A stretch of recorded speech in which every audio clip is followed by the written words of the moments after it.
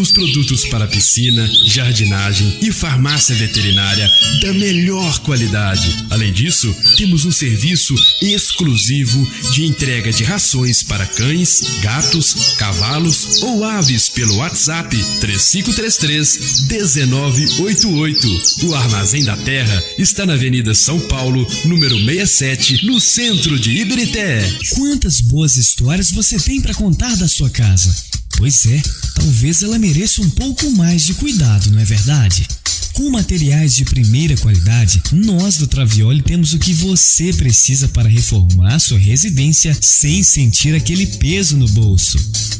Areia, brita, ferragens para construção e toda a linha de eucalipto tratado para telhados e cercas. Estamos prontos para te atender aqui, pertinho, do lado do Detran de Ibirité. Telefone 3533-4263 e o WhatsApp 99756-0646. Travioli Materiais de Construção. Reforme seu cantinho, transforme sua história. Jornada esportiva é na 3VL. Oficina do Micro, manutenção de computadores, impressoras e notebooks. Serviços de informática em geral como contratos, declarações, currículos, INSS, imposto de renda, restauração de fotos e vários outros serviços. Estamos com uma lan house em frente ao ponto de táxi, próximo à Praça do Fórum de Ibirité e também na Rua Freitas de Oliveira, número 437. Telefones 3533-0010 e 3598-6616. Oficina do Micro, eficiência em tecnologia. Toda terça, às 7 da noite, programa Stop, de segunda a sexta, na 3VL. Programa Puta Quiabo.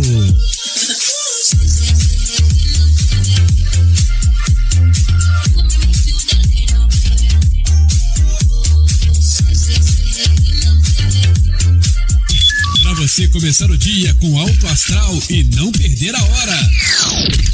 Pula Quiabo. Programa Raiz da Várzea. Grandes histórias e acontecimentos do futebol amador de Ibirité e região. Toda sexta, às 6 da tarde, na Rádio 3VL. Apresentação, Saulo Eustáquio. Curta a página da 3VL no Facebook e no Instagram, @3VL Web Rádio. Para ter tranquilidade e segurança, seja associado Minascar Motos. Proteção para carros e motos. Desde 2007, trazendo segurança, tranquilidade e benefícios exclusivos. Ligue 2557-8899. Proteção de roubo, perda total, acidente, danos da natureza, assistência 24 horas. Reboque com quilômetro livre em caso de acidentes. Desconto em mais de 80 lojas credenciadas. Reparo de carros com 1 ano de garantia em nossas oficinas credenciadas. Reparo de moto feito em concessionárias. Moto reserva sem custo. Rastreador e carro reserva com pequena contribuição. Ligue e agende sua visita. 2557-8899. 2557-8899. www.minascar.org.br.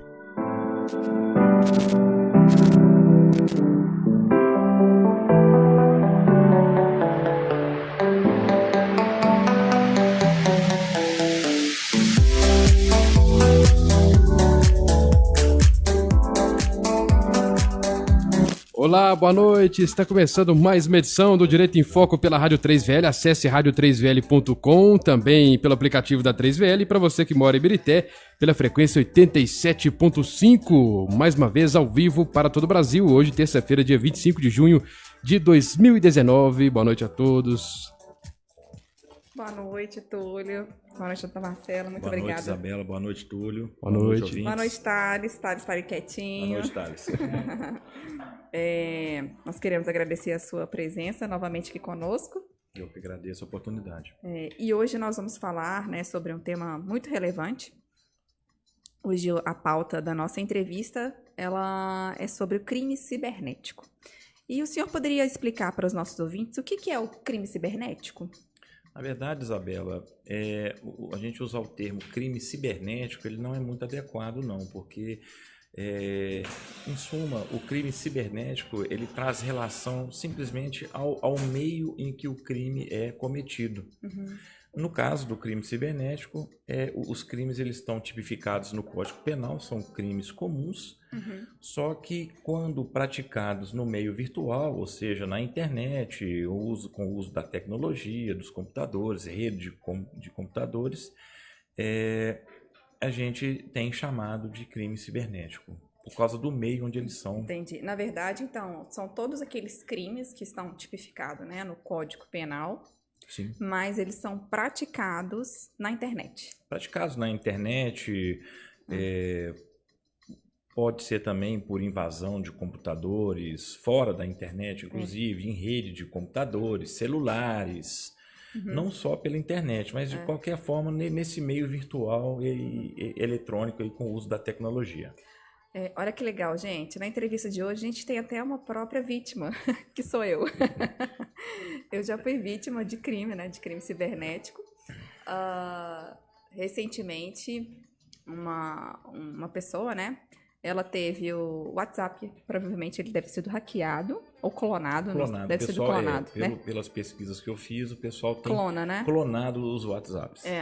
Aí, isso foi num domingo de manhã, é uma pessoa que eu conheço, começou a me mandar mensagem, e é interessante porque eles fazem todo um teatro e eu quase caí. Eles estão cada vez mais profissionais, né? Estão usando, inclusive... Eles são profissionais, né? Teve uma reportagem domingo, salvo me engano, acho que foi no Fantástico. Eles têm os áudios gravados das próprias centrais de atendimento, né? Então é um negócio profissional mesmo. Então, você acha que você está conversando com a própria central mesmo, seja lá do cartão, de onde for, né? Do banco. Não, e aí essa pessoa me mandou falando que, olha, nossa... Ai, será que meu cartão foi bloqueado? Tô aqui, eu não consigo, tô sem dinheiro. E aqui e você fica assim, gente, como é que eu tenho que ajudar? Como é que eu vou fazer? Ele cria toda uma situação que você fica envolvido. Com certeza. E eu quase que eu... Aí a pessoa, né, a outra parte, que era, né, nesse caso seria o quê? O estelionatário? Não, né? Sim, estelionatário, sim. Ele... Falsidade ideológica. Ele falou assim, será que você pode, então, depositar na conta da esposa do meu amigo? Olha pra você ver que confusão. Né? Aí eu já fiquei sabendo que não... Aí a gente conseguiu entrar em contato com a pessoa, nós soubemos que eu não estava falando com ela, estava falando com, né, o praticante lá, né, do delito, o criminoso. Aí eu falei, não, claro, então me mande o número da conta. Né, eu procurei saber o número da conta e tudo. A conta ela era de São Paulo. E ainda bem que eu não depositei, mas eu quase que eu caí. Eles estão cada dia se aperfeiçoando mais. Aí você tem notícia também, eles clonam os WhatsApps e aí se passam pela pessoa, igual você está falando, e falando, deposita tanto para mim que meu cartão aqui não está passando, eu estou precisando. A pessoa vai, transfere na mesma hora. E aí já era. Depois mandam mensagens ainda zombando daquela situação. Nossa, foi enganada, te peguei. Agora, uma coisa que eles faziam muito, não sei se... Acho que continuam fazendo, né? Eles ligam pra pessoa e falam, tô aqui com sua filha. Se bem que aí já não seria mais, né? Depende. A partir do momento que se usa... a tecnologia para isso. Hoje está se usando muito o WhatsApp, que é uma ferramenta muito usada. A partir do momento que se usa a tecnologia de alguma forma, que se usa esse meio virtual, seja lá qual for, a gente pode considerar como um crime cibernético, sim. Né, eu tenho visto também que eles têm hackeado muitas empresas, né? As empresas também têm sido vítimas, né? A gente tem a questão, muita questão de emissão de falsos boletos. Aí é enviado, por exemplo, para alguma empresa, lá para o departamento financeiro, e como o volume de pagamentos é muito alto, e são muitos boletos por dia que são pagos, às vezes aquela empresa paga sem saber e vai para uma conta de um desses criminosos. Foi interessante essa sua observação, porque... há um tempo atrás, nós recebemos um tabelião de protesto e ele abordou justamente essa questão. O tabelionato de protesto, ele encaminha a intimação para o endereço respectivo. Sim. Nenhum cartório liga para a pessoa. Liga. Então, estava tendo esse tipo de golpe, eles emitiam o boleto, a pessoa ficava desesperada, pagava. Quando chegava lá no cartório, né, para saber, não tem nada aqui, não tinha nada.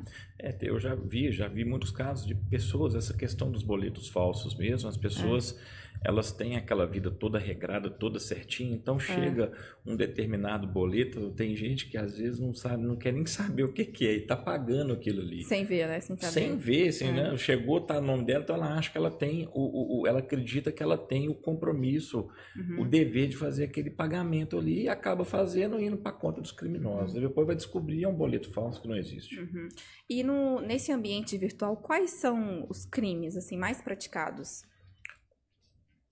Tem um apanhado que foi feito. A gente tem os crimes, acontece muito, né? Os crimes contra a honra, que é o crime de injúria, de difamação, de calúnia, crime de ameaça, os crimes contra o patrimônio, né? Estelionato, extorsão, fraude e por aí vai.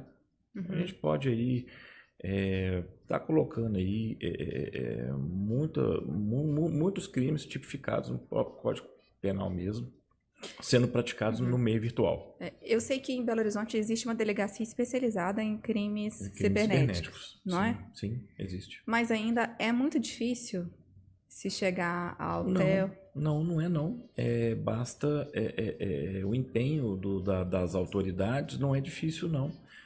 A gente tem casos de repercussão, teve aí, se eu não me engano, há 7, 8 anos atrás, o caso da Carolina Dickmann, né? A gente acompanhou pelos jornais, quem acompanhou viu que teve um desfecho muito rápido.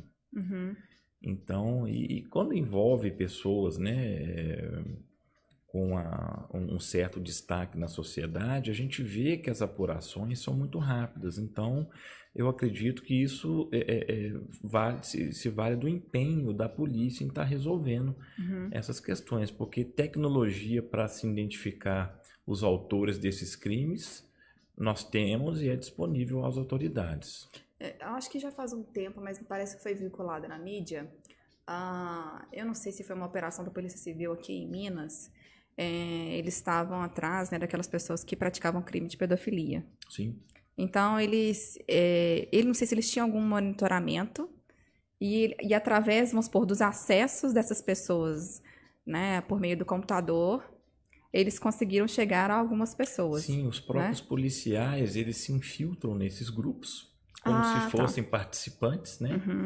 E é usada a tecnologia também de rastreamento de IPs aí para identificar de onde que está saindo aquele tráfego de dados ali, de qual computador, qual endereço. Em determinadas situações, a gente tem hoje em dia os celulares, eles também fazem o papel dos computadores, rastreamento por GPS, então fica fácil você descobrir de onde que está saindo. Geralmente hoje quem usa o computador tem aquele... Já tem o código do IP, né? Tem no próprio aplicativo do celular tem algo parecido, então o próprio criminoso acaba se entregando até pelo GPS mesmo, a localização. Gente, eu já fui vítima de várias, entendeu? De várias. Outro dia eu descobri que dá para você descobrir se a sua conta ela foi invadida. No Facebook tem uma opção lá, que lá ele te dá através de qual aparelho celular invadiu a sua conta e aparece o IP. Olha para você ver que interessante. Se você observar, quando você faz um acesso a essas contas de e-mail, as contas Google, Yahoo, alguma coisa similar, Hotmail, você recebe alertas no seu e-mail de que sua conta foi acessada. E se foi você não vai se manifestar, mas se não foi, você tem como acusar ali que esse acesso foi indevido. Então, essa pessoa, então, que ela acessa a sua conta sem a sua autorização, ela está praticando um crime. Está praticando um crime de invasão de privacidade, sim, está praticando um crime. Entendi. Tá vendo, gente? Não pode invadir a conta dos terceiros. Com certeza não. sem autorização dos mesmos, né? Porque está cometendo crime. Agora, a questão... Aborda um pouquinho para a gente sobre a questão dessa lei, né? Da Carolina Dickmann. A lei da Carolina... O que ela representou? O que ela né? representou para o nosso ordenamento jurídico? Essa lei é a 12.737 de 2012. Ela foi a primeira lei que alterou o Código Penal no sentido de incluir ali crimes praticados por violação de sistemas de computadores, de sistemas telemáticos, informáticos. Eles usavam, salvo me engano, essa expressão, sistemas informáticos na época. Em 2012, a tecnologia não estava tão avançada como hoje, estava caminhando, mas já tinha eles fizeram isso justamente pelo caso que envolveu a Carolina Dickmann, que eu até citei anteriormente aqui, que teve um desfecho muito rápido. Então, foi criada essa lei para incluir no Código Penal a questão do meio do cometimento do crime. Então, quando o crime ele é praticado pela invasão de computadores ou sistemas informáticos, ele já vai ter uma tipicidade ali no Código Penal, não excluindo os outros crimes que podem ocorrer em função dessa violação, dessa invasão. Então, o fato de invadir, de violar sistemas informáticos, já enseja no cometimento de um crime. Então, a lei, ela trouxe esse tipo penal que foi incluído no Código Penal. Com base nisso, nós podemos dizer, então, que o ministro, né, o Sérgio Moro, ele foi vítima, então... Sim, a gente... pelo que a mídia veicula, né? É um pouco prematuro a gente tá avaliando essa situação. Lógico, a Polícia Federal ainda tá fazendo as investigações. A gente tem um problema ali para identificar se aquelas mensagens realmente são verídicas ou não. Isso é um outro ponto, mas de qualquer forma, mesmo se forem verídicas, a gente já tem um crime aí de invasão, né, de privacidade, a própria violação do sistema informático aí que eu acabei de dizer. Se forem comprovadas que essas mensagens partiram do telefone do ministro, a gente já tem aí, no mínimo, acredito eu, na minha opinião, um crime de invasão de privacidade, a violação daquele sistema ali. Era uma mensagem de cunho pessoal entre duas pessoas e só a elas interessava aquele conteúdo. Então, qualquer invasão não autorizada por terceiros ali já constitui um crime que foi lançado lá na lei Carolina Dickmann. E a gente vê muito também, às vezes as pessoas passam a veicular na internet, que são as famosas fake news, né? Será que as pessoas as pessoas que divulgam também, isso elas acabam praticando crime também, né? Depende. Acabam na maioria das vezes, porque geralmente essas fake news, elas atribuem alguma conduta a alguém. E por serem notícias, acabam caindo aí nos crimes contra a honra, né? Difamação, injúria, calúnia e por aí vai, né?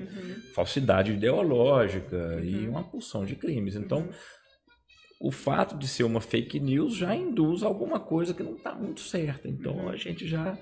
E divulgado no meio virtual, já é enquadrado como um crime cibernético, sim. Então, cada caso tem que ser analisado em separado, mas já vem tudo com um estereótipo ali de crime mesmo. O que eu estava conversando agora há pouco, que o senhor... que uma ferramenta interessante para a produção de prova, né, principalmente desses crimes que são praticados na internet, é através da lavratura de ata notarial. Né? Sim, é sempre importante, porque o tabelião ele tem fé pública, né? Ele vai acessar o sistema naquela hora ali e vai relatar na ata o que ele está vendo. Até porque as pessoas elas podem querer... E você me corrija se eu estiver errado, que ele já passa para o seu... Não, é isso mesmo. Seu trabalho. É isso mesmo, mas é porque o que pode acontecer, principalmente quando está ali, vamos falar nas redes sociais, né? A pessoa, ela posta e ela pode retirar aquele vídeo. Ou então, sim, acontece muito, né? Então, por isso que ela tem que procurar. Né? Então, às vezes, a pessoa tem que, como ela foi vítima, né, de um crime, né? Correr lá no cartório. Correr no cartório, não esperar para produção de prova, né? Para lavrar a ata naquele momento e tomar as medidas legais cabíveis, né? Uma audiência num processo, tá nem tem como fazer uma produção. A forma correta é no cartório mesmo. O que eu tenho visto também, às vezes as pessoas utilizam as conversas de WhatsApp, né, e praticam crime aí contra a honra. Sim, muito. Ofensas e mais ofensas em grupos de WhatsApp. Elas esquecem que aquele está registrado, aí elas esquecem que eles batem lá na porta do cartório de notas e falam aqui, ó, olha que essa conversa aqui, olha o que a pessoa fez, me ofendeu, né? Então as pessoas acham que elas têm que começar a pensar que não pode sair falando tudo que pensa. Elas acham que por estar no aplicativo e estar a uma certa distância, não estão falando, mas está ali tudo registrado, muito pior, né? A prova está ali, já pré-constituída. Já. Me surgiu uma dúvida. Suponhamos que alguém receba uma mensagem, né?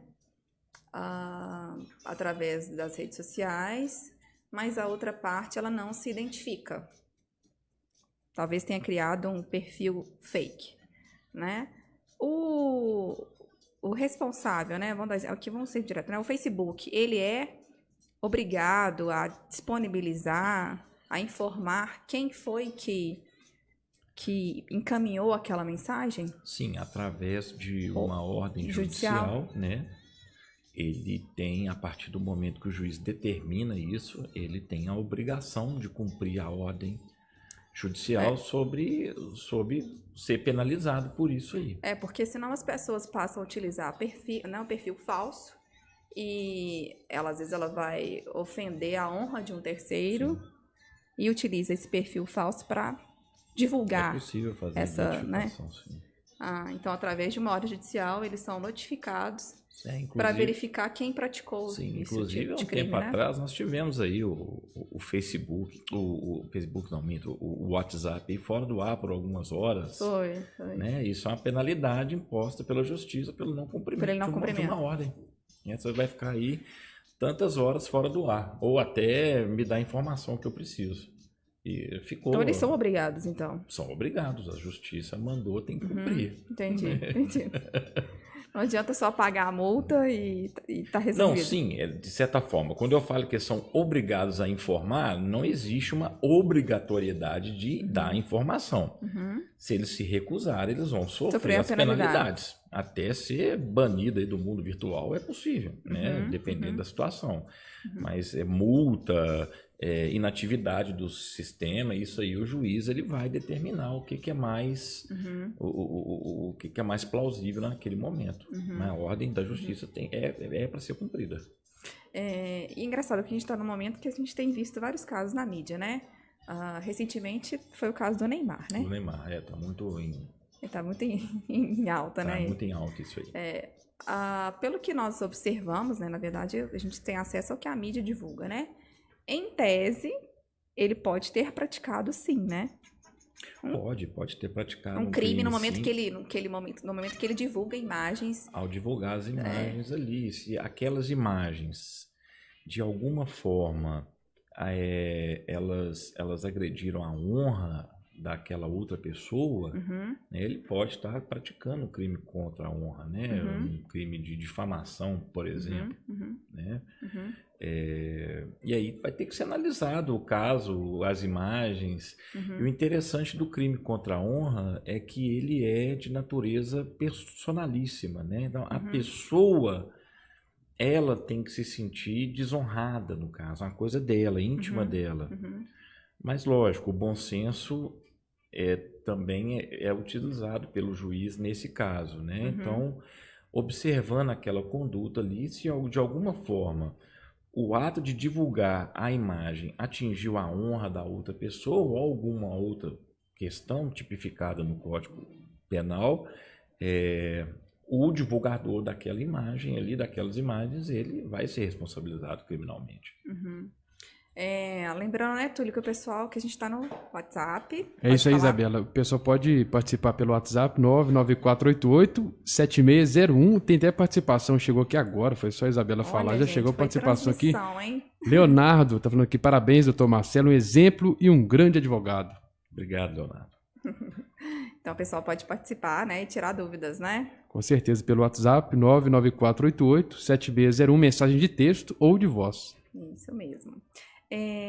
Doutor Marcelo, a gente escuta muito falar sobre a questão do cyberbullying, né? O que significa isso? Como que é? O cyberbullying é muito interessante. Ele é derivado daquela questão do bullying antiga, né? Que o pessoal aí trata aquilo nas escolas, de um coleguinha lá que pega no pé do outro, aquela questão. De certa forma, isso causa uma série de consequências.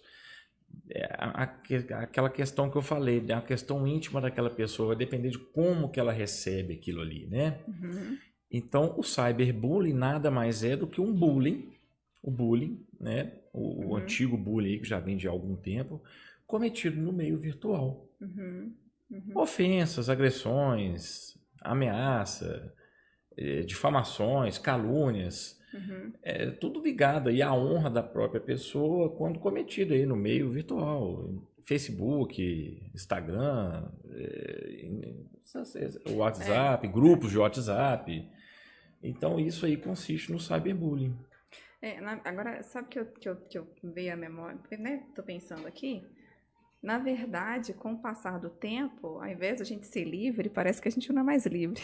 E a gente está cada dia mais preso. É um negócio interessante. Porque a gente não pode falar qualquer coisa. Não pode, porque hoje está tudo registrado, né? Hoje qualquer coisa, qualquer conversa, hoje tem câmera para tudo quanto é lado. É um Big Brother, né? Na verdade. A gente hoje... A gente vive Big Brother, vê aí nos telejornais, quando acontece um crime, você tem as imagens de tudo quanto é lado, porque tem câmera espalhada para todos os lados, os próprios celulares, é muito fácil você tirar uma foto, fazer uma filmagem hoje. Então, hoje em dia é tudo registrado. E eu falo assim, até, às vezes assim, as pessoas não podem nem brincar, porque a gente não sabe como é que a outra parte vai entender, né? Se isso é uma brincadeira ou se isso é uma ofensa, né? Fica difícil, nisso, né? A coisa parece estar até um pouco chata, né? Ultimamente, sei lá. Eu também tenho essa sensação. De brincar com mais nada, né?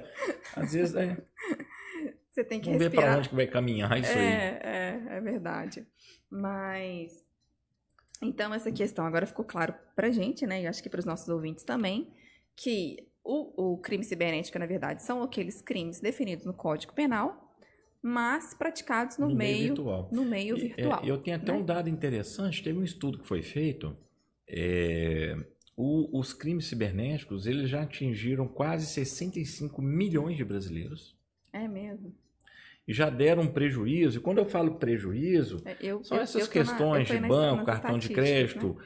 Lojas virtuais que são criadas para vender mercadoria que não são entregues, né? Isso também é uma modalidade de crime cibernético, a gente pode enquadrar isso aí no estelionato. Isso aí já causou um prejuízo de 22 bilhões de dólares.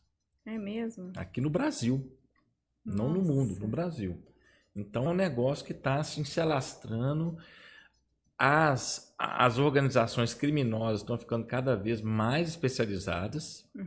Em contrapartida também, a polícia e as autoridades estão se equipando para fazer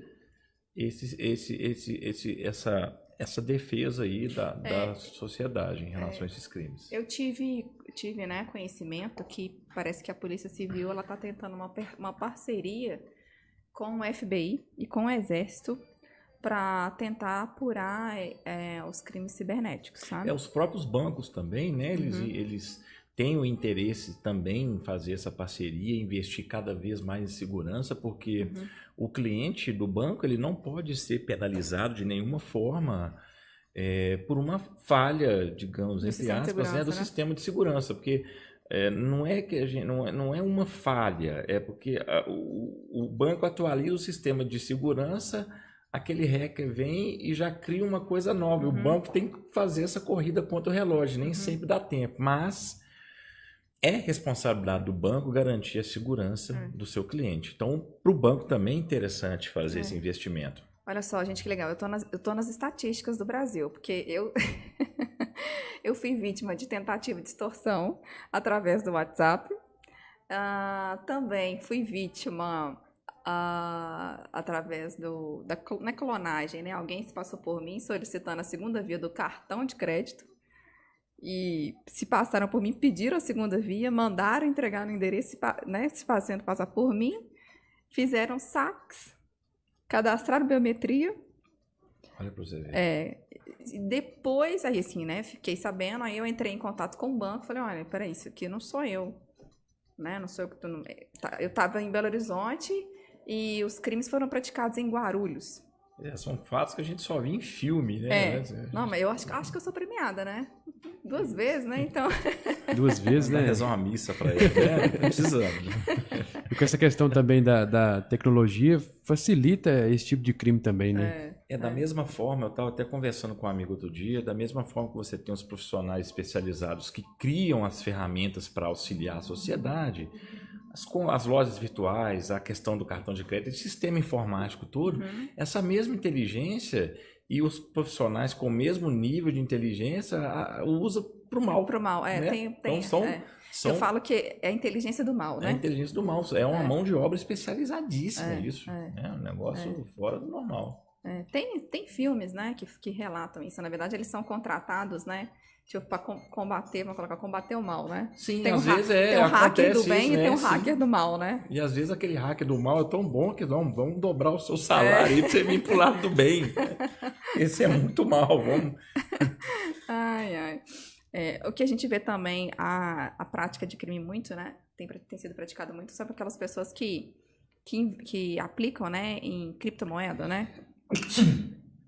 Desculpa. São as bitcoins, né? Isso, cai no mesmo, no mesmo. Porque eles invadem, né? Eles invadem as empresas, né?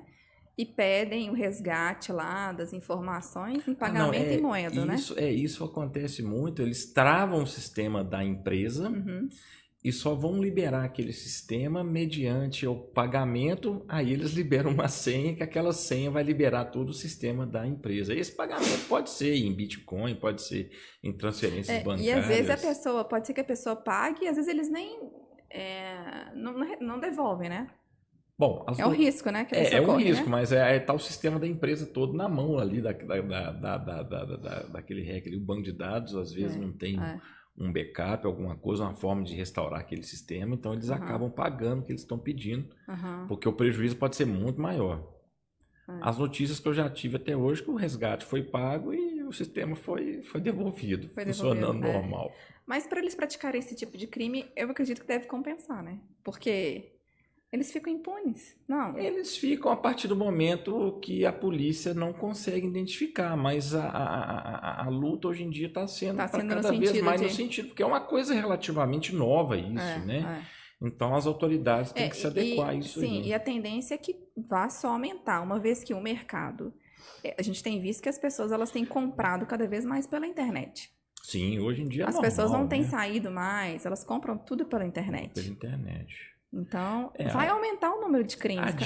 A dica eu observo muito nesses crimes, principalmente de compras, onde as pessoas são enganadas, acontece um pouquinho daquele consumidor se sentir atraído por uma oferta surreal.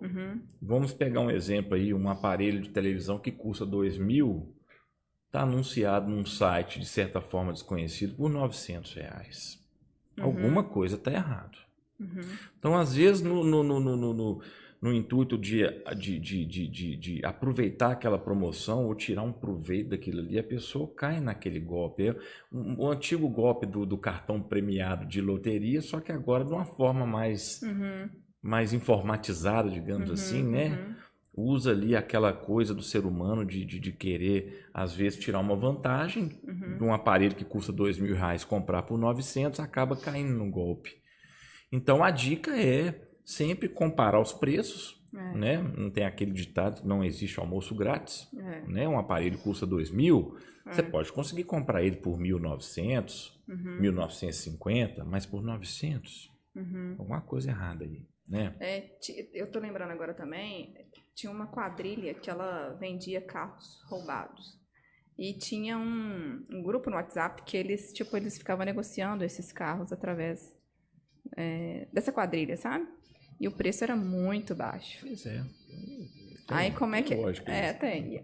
E a pessoa, assim, a pessoa às vezes paga, muitas vezes sabendo, né? Que aí ela tá cometendo crime de receptação, né? Eu acredito, pra mim, que na maioria das vezes ela sabe. Agora, inclusive, eu não sei como é que tem sido feita a questão do celular, né? Parece que eles iam colocar algum código para impedir a questão dessas vendas de celulares. Muitos celulares que eram ditos irregulares, eles foram bloqueados, né? Uhum. Celulares que não tinham o e-mail de acordo com as normas da Anatel, Uhum. eles foram bloqueados. Você tem aí a lista negra, então cada vez mais hoje está difícil esse comércio de aparelhos celulares contrabandeados ou furtados. Então eles estão fechando o cerco mesmo. É a questão da contra-inteligência, né? Eles vão... O criminoso cria aí a polícia vai e já cria uma coisa para estar barrando aquilo ali. E aí vai fechando o cerco, eles vão criando coisas mais novas. Mas eu acho que a tendência é a gente diminuir. Acho que diminuir essa questão desses crimes cibernéticos, né? Igual eu falei, tem muitos interesses envolvidos, interesses dos bancos que têm o dinheiro nas mãos, então eles podem investir em segurança. Eles vão fazer isso. Porque senão a coisa entra em colapso, acredito eu. Eu falo por experiência própria, é bem estressante, viu? Tá acontecendo muito também a questão de venda de veículos, né? Nesses sites, o OLX, a pessoa clona aquele anúncio e aí abaixa o valor do carro, entra em contato com o vendedor, faz uma intermediação daquilo. Você sabe o que eles têm feito? Às vezes, que eu fiquei sabendo, a pessoa anuncia um produto nesse site, vamos colocar o OLX, aí a quadrilha viu, né, que ele divulgou, ela manda uma mensagem para essa pessoa. Que tá vendendo, né? Não, pedindo a atualização sim. Passou esses dias. Aí a pessoa inocente vai lá e nesse momento que eles conseguem clonar o WhatsApp. Acredita? Então, assim, eu não sei como é que... Eu acho que é porque eles devem ter muito tempo, né? Porque antes você tinha aquele... O pessoal ligava das cadeias, aí usava às vezes, um linguajar próprio, mas o pessoal agora... Tá saindo desse ambiente e estão se especializando. E o português é perfeito, né? Tem algumas falhazinhas que a gente consegue perceber, mas tá cada vez melhor. Mas tá. Você fala, gente. Tá cada vez melhor mesmo. Daqui a pouco a gente vai ter call centers aí de estelionatários e por aí vai, né? Agora, na semana passada, né? Semana passada não, nas semanas, né, anteriores que o senhor teve aqui, a gente abordou a questão da violência doméstica, né? E ela pode ser praticada através também do ambiente virtual. Pode, tem muitos casos, por exemplo, que o relacionamento acaba aí, ou tanto o ex-companheiro ou a ex-companheira lá divulga lá imagens íntimas lá do casal, bota aquilo na internet, arruma uma confusão danada, né? Acontece sim, demais. Ameaça. A divulgação de imagens privadas. Então pode acontecer de tudo. Então, igual eu já falei, o crime cibernético ele é simplesmente o meio utilizado. Uma infinidade de crimes. Aí você pode ter crimes que são conexos à Lei Maria da Penha, que são conexos aí com os crimes cibernéticos e vai só aglomerando aquilo ali. Nossa... A gente não sabe onde vai parar, né? A gente tem até, inclusive, um projeto de lei que está sendo apreciado pela Comissão de Constituição e Justiça do Congresso. Ele visa criar uma agravante no Código Penal para os crimes cometidos no meio virtual, os crimes cibernéticos. Então, se passar nessas comissões e for aprovado no plenário, vai ser mais uma agravante no Código Penal. Aquelas agravantes para praticar o crime contra filho, pai, idoso, a gente vai ter uma agravante praticar crime violando o sistema informático, violando computadores, esse tipo de coisa. Vai ser um agravante também, mais uma questão de alteração no Código Penal. Eu acho que... Está em discussão isso aí. Deveria ser aprovada, porque... Eu acredito que não vai ter dificuldade. É o que tem mais acontecido, né? Sim. Acontecido com grande frequência. Não é, Túlio? O que você acha? Essa questão é bem complicada, viu? Porque, igual a gente estava falando anteriormente, a questão dessa parte da tecnologia, então tem que ter esses cuidados aí, igual o doutor Marcelo falou, para poder, né, quem às vezes não tem essa informação tão recebida de forma tão concreta, fica mais complicado para poder... A dica é sempre comprar em sites confiáveis, né? Ter o cadeadinho lá do lado, verdade. observar isso. Verificar o preço, se é um preço de mercado, se é um preço normal. Na dúvida, usa aí o velho telefone, recebeu um boleto, alguma coisa, liga para a empresa, olha, esse boleto de vocês, é isso mesmo, tá certo? Então, é possível sim manter o telefone celular sempre atualizado, aplicativos de segurança é sempre uma boa medida também, para evitar isso. Até mesmo alguns órgãos que estão sempre ligando para, geralmente, aposentados e pensionistas, Sim, pedindo doações também, muitas vezes a gente não sabe se é um órgão ali verdadeiro ou alguma coisa, né, clonada. Geralmente nenhum órgão público, geralmente eu posso falar que nenhum órgão público ele liga para ninguém pedindo dados, pedindo senhas, não existe. Doação, a comunicação né? é feita via intimação, via correio, né? Então ninguém liga para ninguém para pedir senha. Receita Federal não manda e-mail para ninguém. Banco não manda e-mail pedindo para atualizar cadastro. Geralmente isso é feito no caixa eletrônico, quando a pessoa vai na agência. Então a pessoa tem que tomar esses cuidados. Né? Não é qualquer coisa que chega para ela que ela vai simplesmente apertando um botão ali e fazendo o que está mandando fazer. Porque fatalmente ela vai cair em golpe se ela tiver essa conduta. Porque é muito perfeito, né? Por isso que às vezes as pessoas acabam caindo, né? Eu acho que as pessoas, elas só acabam sendo inocentes. Sei lá, não é que é inocente. A coisa hoje em dia tá tão corriqueira, eu acho, que as pessoas batem o olho ali e para ela as pessoas acho que não param para ler o que está escrito, vai apertando o botão e vão embora para ver o que vai dar. O pior problema é isso aí, a pessoa não para para ler o que está escrito ali. Vê se o português está correto, se é aquilo mesmo. E usa essas dicas. Banco não pede senha, banco não pede atualização de cadastro de ninguém, Receita Federal não manda comunicação por e-mail. É sempre uma intimação que vai chegar. E ficar mais atento a esse tipo de coisa, né? É verdade. Que ia falar, gente, acabei esquecendo agora, doutor. Nossa. Lembrar mais uma vez para quem está acompanhando aí também a cidade de Brumadinho, também Mário Campos, você pode participar também pelo nosso WhatsApp 99488-7601, 99488-7601. Você pode enviar mensagens de texto ou de voz. Você falou em Brumadinho, muitas pessoas foram vítimas de golpes, tanto fisicamente, né? Muitos estelionatários foram presos, como no meio virtual também, via WhatsApp, né? Pessoal pedindo dados, senhas, aproveitando daquela situação que houve. Inclusive hoje, se não me engano, fazem 6 meses, né? Isso, 6 meses. Eu tenho tido conhecimento, sabe o que eles têm feito? Como muitas pessoas faleceram, eles às vezes têm falsificado até escrituras para simular que tinha um vínculo com aquela pessoa que faleceu, para receber a indenização da Vale. Eu tive, há um tempo atrás, eu vi um dado aí, já mais de 30 pessoas já tinham sido presas, já tentando aplicar golpe para receber agora é um as absurdo, indenizações. né? A pessoa, ela aproveitar do momento de tragédia, chega a ser desumano, né?